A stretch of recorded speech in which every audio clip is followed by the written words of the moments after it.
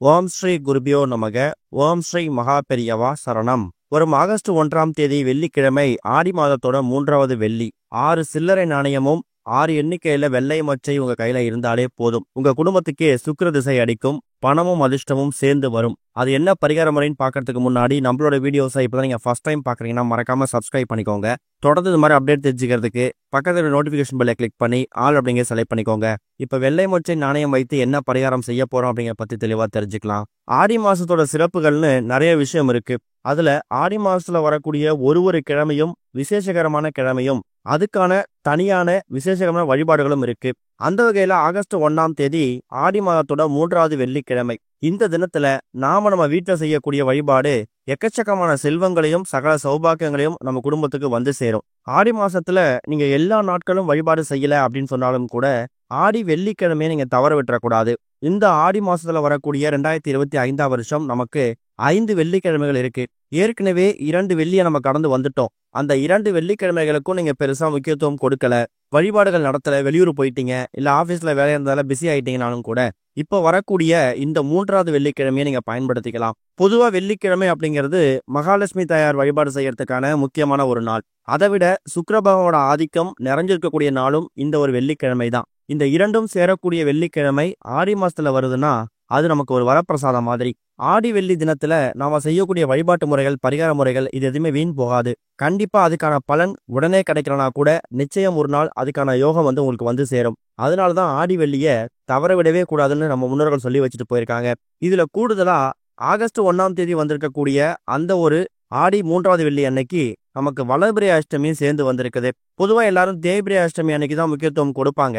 ஆனா வளர்பிறை அஷ்டமி அன்னைக்கு நம்ம வழிபாடு செய்தோம்னா, அதுவும் குறிப்பா சொர்ண ஆகாஷ்ண பைரவர் வழிபாடு செஞ்சோம்னா நம்ம வீட்டுக்குள்ள தங்கம், வெள்ளி இது எல்லாமே நிறைஞ்சிருக்கும். நம்ம கிட்ட இருக்கக்கூடிய பேரு, புகழ், செல்வம் இது எல்லாமே வளர்ந்துகிட்டே போகணும் அப்படின்னா தாராளமா நீங்க வளர்பிறை அஷ்டமி அன்னைக்கும் வழிபாடு செய்யலாம். இப்படி பலவிதமான நன்மைகள் சேர்ந்திருக்கக்கூடிய இந்த ஒரு ஆடி வெள்ளிக்கிழமை, அதுவும் 3வது வெள்ளி அன்னைக்கு நீங்க உங்க வீட்டுல என்ன மாதிரி பூஜை செய்யணும்? அதிகாலை எழுந்து சுத்தபத்தமா குளிச்சுட்டு வீட்டோட பூஜை அறையை கழுவி சுத்தப்படுத்தி எல்லா போட்டோவுக்கும் சிலைக்கும், குறிப்பா பெண் தெய்வனோட போட்டோ சிலைக்கு மஞ்சள் குங்குமம் போட்டு வைத்து உங்க வழிபாட்டுக்கு தயார் செஞ்சு வச்சுக்கோங்க. பொதுவா ஆடி வெள்ளி அன்னைக்கு வழிபாடு முறைகள் அப்படிங்கிறது ராகு காலம், யமகண்டம் தவிர மற்ற நேரங்களில் பண்ணலாம்னு சொல்லுவாங்க. வெள்ளிக்கிழமை காலைல 10:12 ராகு காலம், மதியம் 3:04 யமகண்டம். இந்த 2 நேரத்தை கணக்கு பண்ணி மற்ற நேரத்துல தாராளமா நீங்க வழிபாட்டை செய்யலாம். அஷ்டமி திதி, அதாவது இந்த வளர்பிறை அஷ்டமி திதி அப்படிங்கிறது வெள்ளிக்கிழமை அதிகாலை 5:45 மணிக்கு ஆரம்பித்து மறுநாள் சனிக்கிழமை காலை 7:45 வரைக்கும் இருக்கு. 10:12 ராகு கால நேரத்துல என்ன வழிபாடு செய்யலாம்னா பைரவர் வழிபாடு செய்யலாம். ஏன்னா பைரவருக்கு உகந்த வழிபாட்டுக்கான நேரம் ராகு கால நேரம்னு சொல்லுவாங்க. 10:12 ராகு காலம் வந்திருக்கிறதால அஷ்டமி தினத்துக்கான வழிபாடு செய்யறத நீங்க 10:12 பண்ணிக்கோங்க. ஆடி வெள்ளிக்கான வழிபாடு செய்யறத காலையில ஒரு 6 மணில இருந்து 7 மணியோ, இல்ல மாலை ஒரு 6 மணில இருந்து 8 மணியோ, இந்த 2 நேரங்களை பயன்படுத்திக்கலாம். எப்பவும் போல பூஜையில விளக்கேற்றி வச்சுட்டு முடிஞ்சா ஏதாவது இனிப்புகள் செஞ்சு வச்சு படைங்க. அதுவும் ஆடியோட 3வது வெள்ளி அன்னைக்கு இனிப்புகள் செஞ்சு வச்சு படைக்கிறதால மகாலட்சுமி தாயார் மாதிரியான பெண் தெய்வனோட வழிபாடு நமக்கு மிகப்பெரிய பலன்களை ஏற்படுத்தும். இது எல்லாம் ரொம்ப இயல்பா நீங்க எப்பவும் போல பண்ணக்கூடிய எளிமையான வழிபாட்டு முறைகள். இது போக இப்ப நம்ம சொல்லக்கூடிய இந்த ஒரு பரிகாரத்தை ஆடியோட 3வது வெள்ளி அன்னைக்கு நீங்க காலை நேரத்துல ஒரு 6 மணில இருந்து 7 மணி அந்த நேரத்துல செஞ்சாலும் சரி, மாலை ஒரு 6 மணில இருந்து 8 மணி இந்த நேரத்துல செஞ்சாலும் சரி, உங்க விருப்பம் தான். இதுக்கு உங்களுக்கு தேவையான பொருட்கள் மொத்தமாவே 2 பொருட்கள் தான். அதுல முதல் முக்கியமான பொருள் 6 எண்ணிக்கையில வெள்ளை மொச்சை எடுத்துக்கோங்க. வெள்ளை மொச்சை அப்படிங்கிறது சுக்கிர பகவானுக்கு உரிய தானியம். வெள்ளிக்கிழமை சுக்கிரவாரம், நமக்கு வாழ்க்கையில இருக்கக்கூடிய சுக்கிர தோஷம் படிப்படியா குறையணும், குடும்பத்தில் கூட எல்லா நபர்கள் மேலேயும் சுக்கிர பார்வை விழணும் அப்படின்னா நம்ம கண்டிப்பா சுக்கிர பகவானை மனசார வேண்டியே ஆகணும். இந்த ஒரு பரிகாரத்தை செய்யறதால வீட்டில் இருக்கக்கூடிய நபர்கள் யாராவது ஒரு ஆளுக்கு சுக்கிரதோஷம் இருந்து அந்த சுக்கிரதோஷம் உங்க குடும்பத்தை பாதிச்சுட்டு இருக்கு அப்படின்னாலும் கூட தாராளமா இந்த பரிகாரத்தை செஞ்சுக்கலாம். கிரகதோஷ பாதிப்புகள் இருக்கிறவங்க மட்டும்தான் செய்யணும் அப்படிங்கிற கட்டாயம் கிடையாது. வீட்டில் இருக்கக்கூடிய நபர்கள் யாராவது ஒரு நபருக்கு சுக்கிர கிரக தோஷம் இருக்கு அப்படின்னா குடும்ப தலைவரோ தலைவியோ யாராவது ஒரு நபர் ஏற்றுக்கிட்டு இந்த பரிகாரத்தை செய்யலாம். ஆண்கள், பெண்கள், குழந்தைகள் சொல்லி எல்லா நபர்களும் செய்யலாம். எந்த விதமான கட்டுப்பாடுகளும் கிடையாது. அடுத்ததா 6 எண்ணிக்கையில சில்லறை நாணயங்கள். இந்த சில்லறை நாணயங்கள் அப்படிங்கிறது இவ்வளவு ரூபாய் அவ்வளவு ரூபாய் அப்படிங்கிற கணக்கெல்லாம் கிடையாது. மொத்தமா 6 எண்ணிக்கையில சில்லறை நாணயங்கள் இருக்கணும். அது 1 ரூபாய், 2 ரூபாய், 10 ரூபாய்னு உங்க விருப்பத்துக்கு ஏற்ப நீங்க 6 எடுத்து வச்சுக்கோங்க.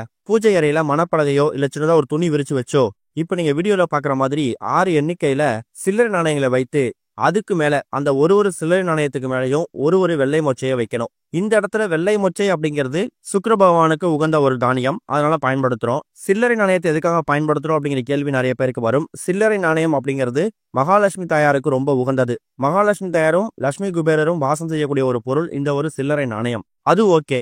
ஆனா எதுக்காக 6 எண்ணிக்கையை எடுத்துக்கிறோம் அப்படிங்கிற கேள்வி வரும்.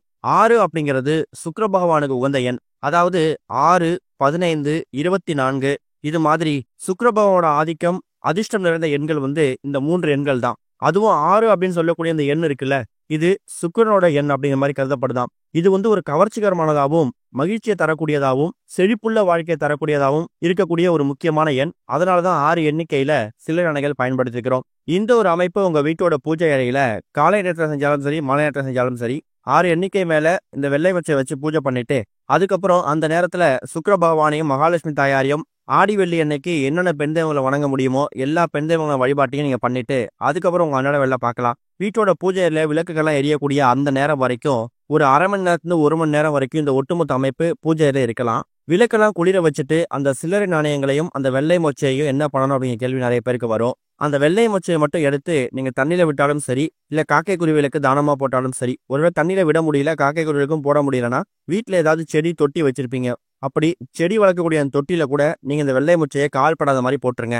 அந்த சில்லறை நாணயங்களை மட்டும் பத்திரப்படுத்தி சின்னதா ஒரு கவர்ல போட்டோ ஒரு மணி பர்ஸ்ல போட்டோ வீட்டு பீரோலையோ சமையல் அறையிலையோ இல்ல பூஜையிலயோ வைக்கலாம், கூட தாராளமா நீங்க வச்சுக்கலாம். இதுதான் வெள்ளை மொச்சை அப்புறம் 6 நாணயங்கள் வைத்து பண்ணக்கூடிய எளிமையான வழிபாட்டு முறை. சுக்கிர பகவான் ஆதிக்கம் நிறைஞ்சிருக்கக்கூடிய இந்த 6 வெள்ளை மொச்சையை வைத்து மகாலட்சுமி தாயார் வாசம் நிறைந்திருக்கக்கூடிய இந்த சில்லறை நாணயம் வைத்து பூஜை பண்ணும்போது இந்த 2 தெய்வங்களோட அனுகிரகமும் ஆடியோட 3வது வெள்ளி அன்னைக்கு சேர்ந்து கிடைக்கும். அந்த நேரத்துல என்ன வரன் வேண்டுமோ அதை சுக்கிர பகவான் கிட்டையும் மகாலட்சுமி தாயாரையும் மனசு விட்டு கேளுங்க. வீட்டுல சுக்கிர பகவானோட பாடல்களையும் கூகுள்ல சுக்கிர பகவானோட காயத்ரி மந்திரங்கள் கிடைக்கும், அதை படிக்கலாம். 6 முறை, 15 முறை, 24 முறைன்னு எவ்வளவு முறை படிக்க முடியுதோ அவ்வளவு முறை படிங்க. அதே மாதிரி இந்த அமைப்பு பூஜையில் இருக்கக்கூடிய அந்த நேரத்துல வீட்டுல மகாலட்சுமி ஸ்தோத்திரம், மகாலட்சுமி பாடல்களை ஒலிக்க விட்டு கேட்கறதும், அந்த பாடல்களை படிக்கிறதும், புத்தகங்களை பார்த்து படிக்கிறதும் வாசிக்கிறதும் ரொம்ப விசேஷம். இது இல்லாம ஆடி வெள்ளி, அதுவும் 3வது வெள்ளி அன்னைக்கு தான தர்மங்கள் பண்ணுங்க.